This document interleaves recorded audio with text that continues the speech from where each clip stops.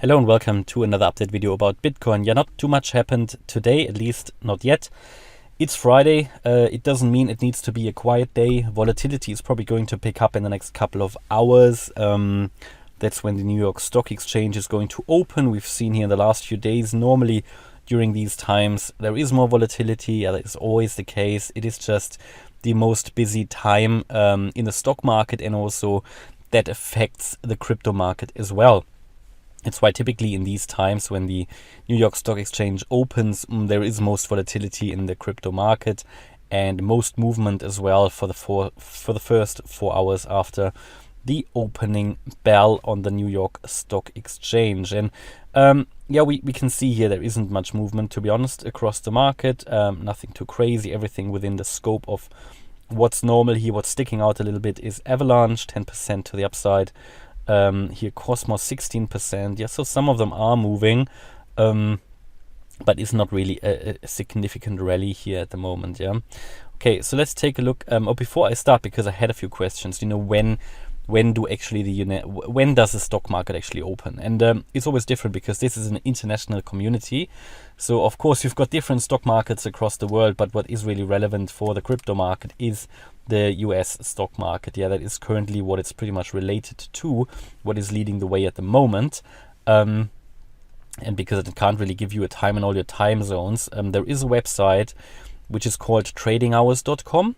Yeah, and you can see this here by putting in tradinghours.com/markets/NYSE/hours, and you can get then here to the New York Stock Exchange trading hours, and you can actually see in your time frame, in your time zone. Well, you can see a countdown basically. So it's from now here. I'm UK time 12:45 at the moment when I record that video. Pretty much in 1 hour and 45 minutes, the stock market on the New York Stock Exchange is going to open. So there is always something you can take a look at when you're unclear. But here on the left hand side, you can also look at the other markets worldwide. Yeah, so it's pretty cool. It is something worth looking at just to know when you can expect a lot of volatility or more volatility in the crypto market as well, because there are charts and there is evidence that shows that in the crypto market, volatility typically starts around this time. Yeah. Okay, so let's take a look here at Bitcoin. We are still not really a change from the previous video. Yeah, I mean, there are a few possibilities how this can be solved from an Elliott Wave point of view. Primarily, I would now expect, based on this wave count, I would expect a little bit of a rally up still. Yeah, in a wave C here, we had here an A, B, C. To do that, however, it really needs to break above the previous swing high of 30.7K. In this scenario, it should not get above 31.4K. And below 29.8, we can expect a sell-off. Yeah, so these are the key levels that we want to look at. It needs to be a different wave count if we break above 31.4. I would expect a move above 30.7K to complete that wave C here. Possible as well a move below 29.8, and if that happens, we're probably going to go down to 28.6 in the first instance. The thing is, I had before a little bit of a different wave count here. You will remember I expected this to be already an impulsive wave down. Now that was invalidated because of this wick here. It was literally only 10-15 minutes when it broke above the previous swing high. That invalidated strictly that pattern. However, I see many altcoins haven't invalidated it. Therefore, it's a bit of an uncertain situation at the moment. We can see that we are still below this ascending wedge. So I think we need to wait for a little bit of a signal of the market. I mean, yeah, there is an inverse head and shoulders going on here that could lead to a little bit of a rally. Again, even if we break above here even if we break above that wave X, yeah, should we even break above that 31.4K, it wouldn't even be bullish. So this is a deeply corrective structure here. This is not yet an indicator that the low is in. This is looking very, very similar. I mean, this is a small picture, yeah. Look at the bigger picture. If I go to the 4-hour chart, compare that with this wave, it looks very similar. Yeah, from a structural point of view.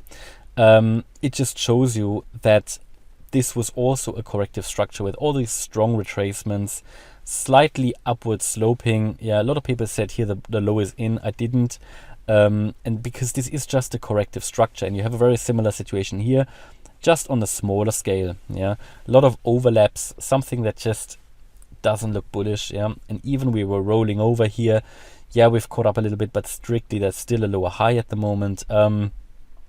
Primarily still from the current market structure. Even if I tell you we should ideally now get a little bit higher here, somewhere between 30.7k and 31.4. There isn't a lot of movement expected here. A little bit of a move up. Then I would at 31.4 at the latest here expect a serious resistance where we could then move down and head further down. So from this chart structure, the next move would be expected. Is a move down. Yeah, and bear in mind on these shorter time frames, and I try to be very specific at the moment. Normally I don't. Also in the past, I haven't really labeled the charts really with that all the small waves, but I do it at the moment because I think it's highly relevant, because at the moment, first of all, it's very interesting to follow those waves, because theoretically, Bitcoin could already have the low in. So theoretically, yeah, we reached my target area here that was between 20 and 28.7k. So we reached it. I defined that area in November, as you know, and we finally come into it. And from the moment onwards, when we came into it, I told you that theoretically the low could now be in, because Bitcoin has done what it needs to do in its expanded flat correction based on the Elliott Wave method. It has done what it needs to do, and it could now move up. But it is not yet there, that signal that would give me that indication that the low is already in. And therefore, I have to primarily expect that we're still in a downtrend, and the Elliott Wave count does reflect that as well. So this is just a corrective move, this whole structure here, and the idea would be that in a next move you complete the impulse down, which would then mean that we have here somewhere down there the chance to turn around and start a new uptrend, and that would then take us ideally to new all-time highs. Not in a straight line again, it will be an up and down as well. An ideal target for that overall, to complete that overall correction here for Bitcoin, would be around 22k. That would be the 200-week moving average. So from that point of view, nothing changed. I do expect personally this correction will be over in a few weeks, together with a stock market correction, and then to go up. I posted on Twitter earlier today and said I do expect the stock markets to finish their correction soon and to rally in the next few weeks. Now, that doesn't mean they have to rally immediately. I think there will be another low before they go up, and that will also be the case for Bitcoin. So it will be very interesting to see. I don't think we go into a year-long bear market. We have already been in a long bear market, also for stocks and shares. Yeah, very clearly. We have been in a various years-long bear market now across the stocks and shares market. Yeah, doesn't look like it, but it is the case. If you look at a lot of the individual stocks, not generally, don't look at the Nasdaq or the S&P 500, but maybe I will do a separate video on that and why I think that is the case. Same story for Bitcoin. We've been in a bear market now for a year, or in a correction for a year. I know it sounds crazy because we made that higher high in November, but if you look at many altcoins, they actually didn't make a higher high, so it was all part of the correction. So this here is a corrective wave, this wave B, yeah? And therefore it has been an overall correction, and that correction has been happening for over a year now. So to say now we are going into a bear market is, in my view, the wrong thinking. Now, I can't fully rule it out, but for me it is more likely to see a fairly swift recovery to the upside. However, it is generally better for all of us if the correction takes a little bit longer. Why is that the case? If we look into Bitcoin, and this is just one indicator I want to show you, we talked about it many times before, but for everybody who's new on the channel, there is the so-called Bitcoin logarithmic growth curve. That is a channel on the log scale, and Bitcoin has never peaked above the upper band here, yeah, and you can see that this band is getting, or the band's getting slimmer and slimmer over time, meaning volatility in the crypto market is reducing over time as well. We're currently breaking below the lower band. We've done that before, but we've never broken above the upper band. Now, should we now go straight up, let's just hypothetically, let's say from here where we currently are, we go straight up today to the maximum level of that band, it would take us to $176,000. Now, that's a pretty decent price, isn't it? But should we have a little bit of a longer correction, then the upper band is going up as well. And here in, let's say, end of August, it will be around 200K. So let's say theoretically, the longer the correction takes, the higher the upper band and the more space to the upside we will actually have. Okay, just to make that a bit clear. Yeah, and that is my update here about Bitcoin. So short term, a little bit more upside would be expected. However, generally the downward pressure is still there, and I would expect after that maybe a little bit of a move up.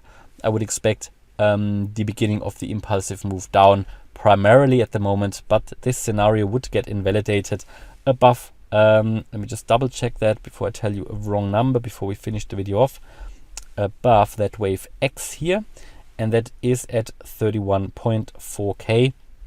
Then again, I would need to relabel the chart, and again, this just happens. Patterns on the smaller time frames, they just get invalidated often, but that's a helpful tool because it helps you determine if we are in which scenario we currently are. Yeah, so this is just important to understand that we use this also when scenarios get invalidated to just go into the next scenario, yeah, and to understand then what is the most likely one. And this of course happens more on the lower time frame, but I do this at the moment because we are really in this turnaround space. Yeah, we're really in this potential turnaround space, and the correction could now be finished potentially. I don't think it is, but it could be, and therefore it is very important to look really at the smaller time frames here as well to be able to spot a first impulsive move up, which is what we're waiting for. Okay, so hopefully you liked the update about Bitcoin. If you did, please hit the like button, leave a comment and subscribe. And if you really like the content, check out the channel membership and maybe even the trading course I'm publishing on morecryptoonline.com. By the way, I'm going to prioritize on this trading course now the Elliott waves, because a lot of people have asked. So this week I'm going to finish the Fibonacci retracement, or the Fibonacci chapter. So there will be more videos released this week on Fibonacci, and then next week will be the Elliott wave week, where I publish all the videos in that trading course just about Elliott waves, and that will finish off the Elliott wave chapter in that trading course. For everybody who doesn't know, it's a trading course, it's a video course. I'm currently publishing one chapter per week. There will be 15 chapters. We're currently in chapter 5, and it's only a one-off charge, so I'm not asking for a subscription or anything, and it's a really reasonable price, honestly, compared to many other people. So yeah, have a look at that if you're interested at all. Thanks a lot for watching. Bye bye.